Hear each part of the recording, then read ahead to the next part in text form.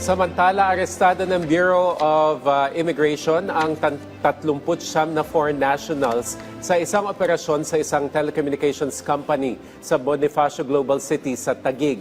Ayon sa BI, isinagawa ang operasyon noong May 29 kung saan natuklasan ng mga dayuhan na lahat ay Chinese nationals na nagtatrabaho ng labag sa immigration rules ng Pilipinas matapos hindi magpresenta ng valid travel documents. Nalaman din ng ahensya na bagamat may working visa ang mga dayuhan, in-issue ang mga ito sa ilalim ng petisyon ng ibang kumpanya na paglabag sa kondisyon ng kanilang pananatili sa bansa.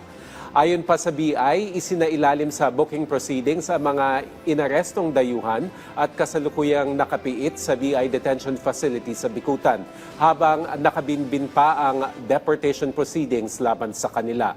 Isinagawa ang raid matapos ang ilang linggong surveillance at intelligence gathering at bahagi ng mas malawak na pagsisikap para tugisin ang mga iligal na dayuhang nagtatrabaho sa bansa.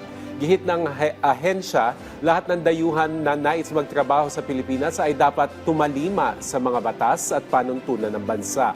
Hindi umano papayagan ng BI ang mga paglabag na magiging banta sa seguridad ng bansa at sisira sa sistema ng imigrasyon.